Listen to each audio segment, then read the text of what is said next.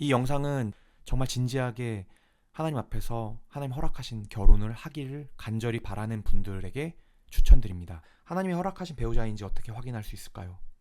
가장 근본적인 말씀을 오늘 드리도록 하겠습니다. 결혼이 뭡니까, 여러분? 결혼을 왜 합니까? 하나님이 결혼을 만드신 주체가 누구십니까? 결혼은 하나님이 만드신 거잖아요. 그러니까 결혼이 무엇인지, 결혼이 어떤 의미인지 하나님께 물어보는 것이 가장 바른 해석입니다. 결혼은 나와 상대방의 언약이죠. 또한 동시에 결혼은 하나님과 우리의 깨어질 수 없는 언약 관계의 모형이에요. 그래서 소중한 거고, 그래서 그 안에서만 성을 누릴 수 있는 것이고, 다른 누구와도 나눌 수 없는 그 깊은 교제와 관계를 나와 그리스도가 나누듯이 나와 내 배우자를 통해서, 결혼을 통해서 우리가 나누기를 원하십니다. 그러니까 여러분들 하나님을 바라보고 하나님 앞에서 거룩하게 살아가는 것 쉬우십니까? 어려우십니까? 이건 어려운 거죠. 너무 어렵죠. 왜? 내 타락한 내 본성과 내 죄성이 하나님의 그 거룩함에 맞춰야 살아야 되니까. 우리는 몸이 찢어져도 이룰 수 없는 거예요. 그렇기 때문에 그리스도께서 그 일을 이루어 주신 것이고, 우린 그 그리스도를 믿음으로 그 하나님께 의로움을 입은 자로 하나님과 함께 살아가는 겁니다. 그리스도 안에서. 그것이 너무 어려운 것 같이 결혼도, 그리스도와 나의 관계를 모형적으로 나타내는 결혼 또한 너무나도 버거운 거예요, 사람들에겐. 왜냐? 사람 간에, 배우자와 배우자 간에 너무나도 다른 모습으로, 다른 형상으로 살아왔고, 그런 다른 모습이 결혼 생활을 통해서 가장 가깝고 밀접한 그 상황을 통해서 발현되거든요. 그러면 부딪히는 거죠. 그런 버거운 삶이 결혼을 통해서 발현되는데, 생각해보세요. 하나님이 맺으신 그 결혼을 끊을 수 없다고 말하잖아요.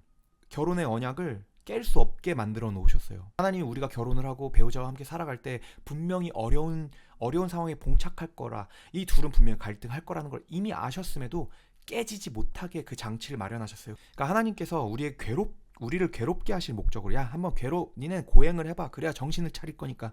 그래서 그 어려운 관계를 주신 게 아니잖아요. 그 어려운 세팅을 주신 게 아니잖아요. 그러니까 하나님과 함께 살아가면서, 하나님께 주 안에서 살아갈 때, 하나님의 거룩함을 본받으며 살아갈 때 우리에게 나타나는 것이 무엇입니까? 우리의 왜곡된 죄의 모습을 보고 성화되어 가기를 하나님이 원하시죠. 내가 거룩하니 너희도 거룩하라.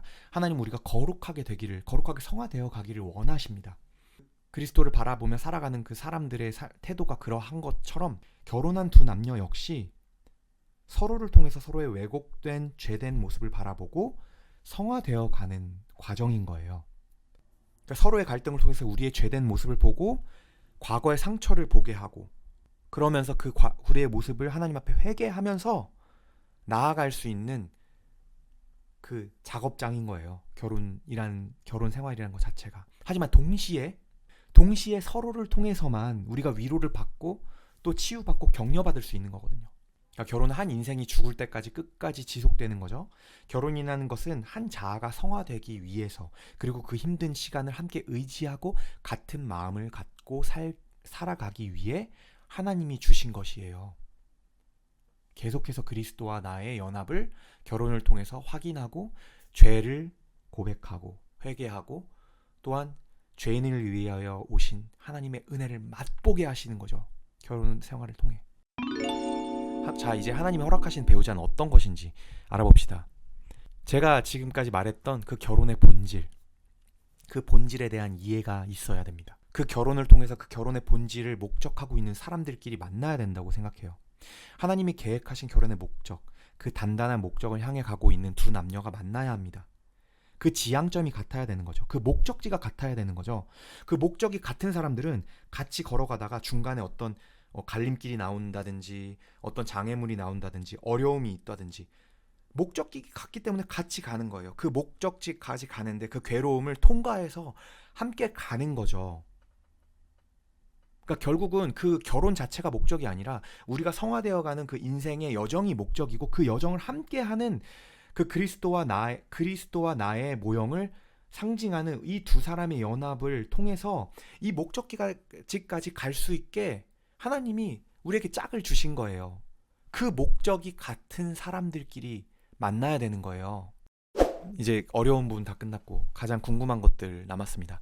저 위의 사항만 만족된다면 여러분들이 좋아하는 사람 만나세요. 하나님은 우리에게 이성과 감성과 영성 모든 것을 주셨는데, 이성적으로 나와 상황이 맞고 내가 감성적으로 그 사람한테 끌린다, 그리고 특별히 그 사람이 성경적으로 잘못된 어떤 부분이 없다? 내가 잘못이 있는데, 내가 죄가 있는데 돌이키지도 않고 난 내 멋대로 살겠다? 그런 고집스러운 모습을 갖고 여전히 나는 살아간다? 그런 성경적으로 특별히 잘못된 것이 아니라면 저는 고민하지 마세요. 이성적인 거 감정적인 영역이 맞으면 고민하지 말고 결혼해도 된다고 생각합니다. 물론 성경적이냐 아니냐의 부분들은 또 더 자세하게 디테일로 가서 따져봐야 되겠지만요. 그러니까 너무 간단해요, 사실은. 너무 간단한 거죠. 그러니까 원래 본질적으로 하나님이 주신 남자와 여자의 역할에 대한 이해가 있고 하나님이 허락하신 결혼의 의미를 본질적으로 소중히 여기는 사람이라면 저는 그 사람의 일상과 삶 또한 분명히 바르거나 최소한 거룩하기 위해 싸우는 삶일 거라고 생각합니다. 그러니까 우리가 세상에서 찾는 결혼의 조건 같은 것들이 사실은 그 문제를 최소화시키기 위한 작업이거든요. 어떻게든 최소한 그 문제가 발생하지 않을 만한 조건들을 계속 찾으면서 문제가 발생하지 않게 하기 위해서 노력해요. 결혼 조건을 찾는다고 하는데. 근데 결혼하면요. 결혼하기 전에 싹 다 껍데기 단단하게 갖고 나오거든. 절대 나쁜 모습 보여주고 싶지 않아요. 나쁜 모습도 좋게 드러내서 보여주고 싶어하고, 또한 감정이 동하고 이성적이를 통하는 사람들은 상대방의 단점도 그래 괜찮아, 그 정도면 괜찮을 거야 이러면서 이제 뒤집어 엎고 그 껍데기를 아는 상태로 이쁘게 화려하게 화장한 상태로 둘이 만나기 때문에 결국은 결혼하고 나면은 미천은 그때 드러나기 시작하는 거예요. 그러니까 고민하지 말고 크게 벗어나는 사람 아니면은 첫 번째 조건만 맞으면 저는 결혼하는 거 전혀 이상 없다고 생각합니다. 문제 없다고 생각합니다. 그러니까 진짜 마지막으로 정말 중요한 게, 여러분들 하나님이 허락하신 배우자를 찾는다고 해서 막 하나님 이 조건 하면서 기도를 해요. 기도하는 건 좋아요. 근데 내가 생각하는 그 조건에 딱 맞는 사람은 없습니다. 이건 100%입니다. 기도를 빡세게 했더니 어느 날 내가 생각하는 그 사람이 딱 내 앞에 나타난 거야. 그거나 기도할 때마다 그 사람이 얼굴이 막 아른아른해. 아 그래 교회 그 오빠, 아 그래 교회 그 자매.